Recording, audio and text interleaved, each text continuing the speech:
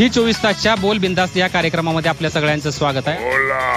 आपण माढा लोकसभा मतदारसंघातील मतदारांच्या मनात काय बिंदास्त आहे ते काय बिंदास्त बोलणार आहेत हे आपण आढावा घेणार आहोत। सांगोलामध्ये आज बाजारचा दिवस आहे, त्यासाठी हे लोक बाजाराला आलेत, त्यांच्याकडून आपण जाणून घेणार आहोत काय काय वाटतंय। इलेक्शन चालू आहे, कोण निंबाळकर का मोहिते पाटील?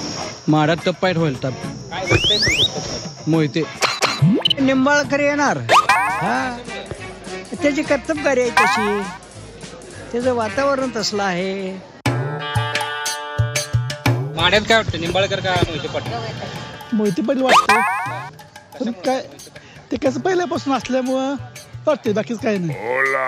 आमचं निंबाळकरला मतदान आहे। जरी इथलं दुसरं कोणी निवडून आलं अपक्ष वगैरे कुठलं, तर त्याचा वर जाऊन उपयोग नाही होणार। आणि आता ज्या निंबाळकरनं भरपूर कामं पण केलेली आहे ती। माझं मतदानच नाही, माझं मतदानच नाही, माझं मतदानच नाही, अहो नाही मतदान। 28 वर्षात कधी नदीला पाणी आलेलं मी बघितलं नव्हतं। निंबाळकर 100% येणार आहे। आता आम्हाला काय माहिती, मतदान करताय का नाही? ऐकलंय तर काय निवडणुकीत उभारलेत एकमेकाची विरोधात? राजकीय कुठं आम्हाला काय माहिती। मोदी सरकारनं आम्हाला 2 रुपये देऊन बसा जागेवर म्हणून सांगितलं, मग दुसऱ्याला मत कशाला, मग दुसऱ्याला मत कशाला, आमच्या सरकारला दे।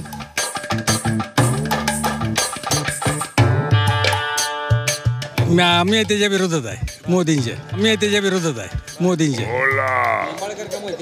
मोहिते पाटील कशामुळे 1 नंबर येणार, हलगी लावून काय ना करू दे त्यानं, पण त्याचा झेंडाच लागणार, तोरा लागणार आहे, वर चढणार आहे, खाली नाही।